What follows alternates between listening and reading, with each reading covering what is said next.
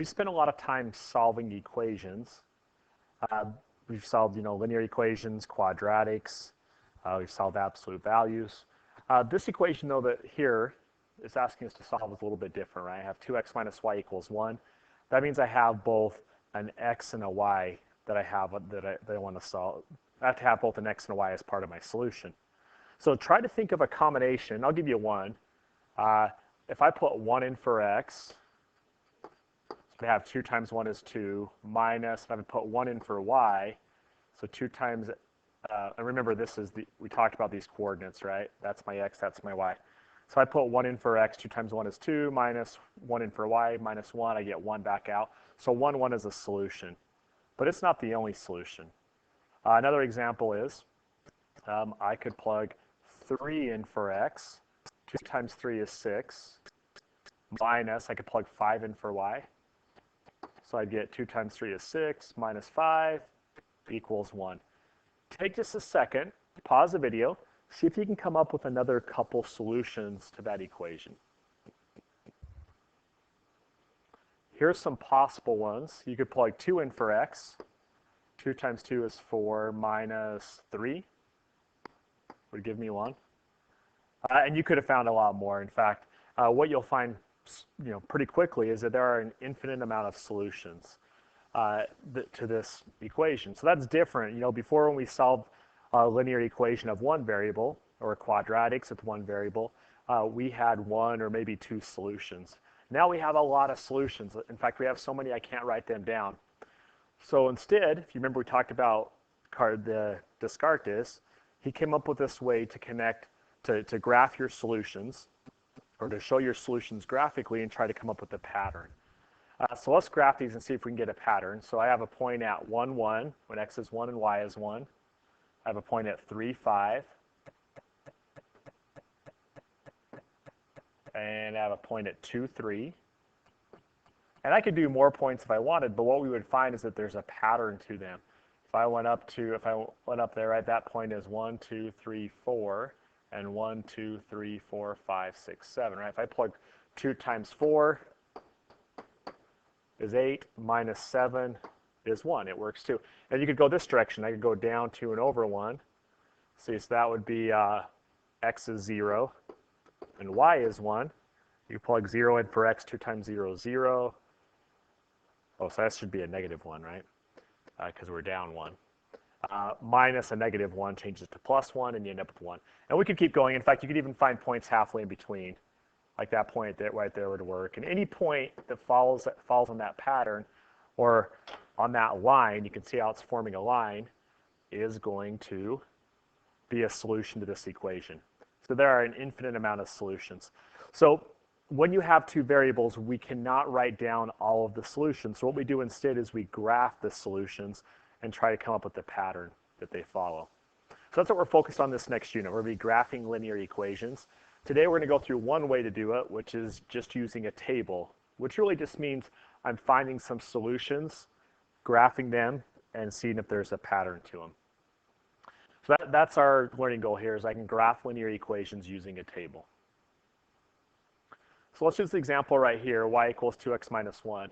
So when we make a table, make an xy table, it's going to look like this. Go ahead and make this one on your notes there. And now, sometimes they'll give you the x values to plug in. If they don't, then we get to use our own x value. So I can pick whatever I want for x. So let's say I pick 2. So now I come back up. I want to find out what is y when x is 2. So I come back up to my equation. I want to plug 2 in for x. And when x is 2, I want to figure out what y would have to be. So let's see what that is. Y equals 2 times 2 is 4. 4 minus 1 is 3. So when I plug 2 in for x, I got 3 out for y. Okay, that's 1 point. Let's pick another number. Could do 0. So if I plug 0 in, I get, what is y? So y equals 2 times 0 minus 1. 2 times 0 is 0, minus 1 is a negative 1. So there's another solution. Sorry about that bell. All right, let's pick another number. Let's do a negative.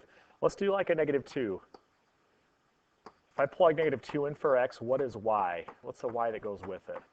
So y would equal 2 times negative 2, negative 4 minus 1, negative 4 minus 1 is a negative 5. We want to see what pattern that forms. So let's go ahead and graph those points. So I have 2, 3 is one solution. X is 2, y is 3. I have 0, negative 1 is another solution. And I have negative 2, negative 5.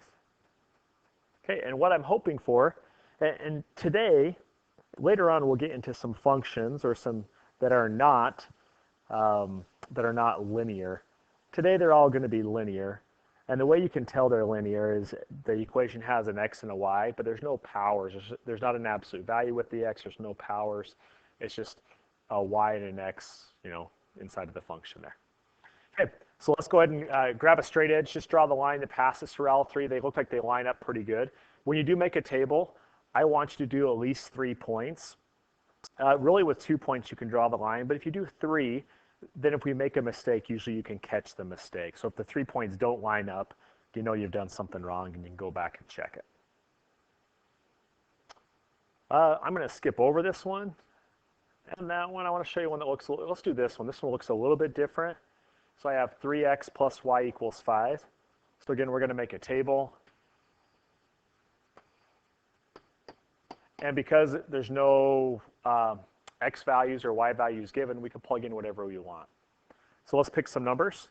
I think I'm going to start with just x being 0. So plug 0 in for x. I'd get 3 times 0 plus y equals 5. So I've got to figure out what y would have to be. So 3 times 0 is 0. Well, 0 plus y is just y. So when x is 0, y has to be 5. That's a combination that's a solution to that equation. Let's pick another number. We could do 1. 3 times 1 plus y equals 5. 3 times 1 is 3. And now solve for y. So I can minus the 3 over. So minus 3. So y is equal to 2. So I plugged 1 in for x. And when x is 1, y has to be 2. Okay, I've got 2 of my points. Let's do one more. Let's pick a negative number. Let's do negative 1. So I'm going to go 3 times negative 1 plus y equals 5. Negative 3 plus y equals 5. So I have to add the 3 over this time. So y would have to equal 8. Okay, let's graph those 3 points and let's see if they line up. So I've got 0, 5, 1, 2, and negative 1, 8. All right, they look like they do. Look like they form a line there. Let's grab a straight edge, just double check. Connect them all, and looks pretty good. Hey, by the way, once I have that line, I could really find a lot of other solutions to this equation. Like there's one, 2, negative 1. There's one, what's that, 3, negative 4. We could keep going. That one's 4. Anyways, but any point along that line, like any point, if you could find the coordinates, any point along that line is going to solve this equation. Like if I plug in the x and y, it's going to make it true. It's going to make it a solution. Sometimes, I want to show this to you. Sometimes they'll have a table and you won't get to choose what you're plugging in for x or y. You'll have to fill in the table with the values they give you. So let's do an example like that. So this first one, it tells me when x is 1, what's the y coordinate, what's that point? So I'm going to plug 1 in for x. So I'd have 1 plus 2y equals 5. And now I just have to solve for y, find out what it's equal to. So I'm going to minus the 1 over. 2y equals 4, divide by 2. So y is equal to, when x is 1, y is 2. Let's put that point in our graph. X is 1, y is 2. You know, this is a little bit different. Usually when I have the choice, I plug numbers in for x and find the y, but you can go the other direction. In this case, it tells us y is 5. So I'm going to go up there, I'm going to go x plus 2 times 5. Right, so I just put the 5 in for the y right there. So now I have x plus 10 equals 5. Need to solve for x, find out what x is. I'm going to minus the 5 over, or the 10 over, I'm sorry. Should have been a 10 there. 5 minus 10 is negative 5. So that was working backwards. When y is 5, x has to be negative 5. Let's plot that point. So I got 1, 2, 3, 4, 5. 1, 2, 3, 4, 5. It's going to be right there. Okay, let's finish filling out this table when y is 2. So come back up there. X plus 2 times 2 equals 5. Well, that would be x plus 4 equals 5 minus the 4 over. So x is equal to 1. So let's go to the point 1, 2. Oh, shoot. Hey, that was kind of silly of me. I didn't even notice. We already knew when y was 2, x was 1. That's a typo on there. Probably shouldn't have had that there twice. Okay, let's do that last point, though.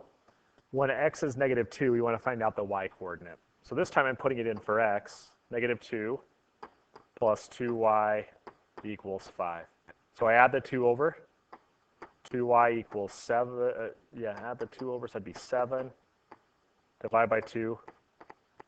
Divide those. That's 3.5 or 7/2. Sometimes, like on this for example, when you plug an x in or you plug a y in, we won't get a whole number back out, and that's fine. We're just going to graph it or approximate where it goes the best that we can. So I'm going to go to x is negative 2, and then I'm going to go up to 1, 2, 3.5. Going to be somewhere in that area right there. And that looks like it lines up. And we're not looking for perfection if you have a decimal or a fraction. Just do the best you can to line it up. Okay, so there, grab your straight edge, draw the line. It looks good. All 3 of my points line up. We're good to go. Let's see, this one, I'm going to skip past that one. We did one really similar to that. This one's a little bit different. It says find the missing values for each point that is a solution to the equation. This is really just another way of writing a table.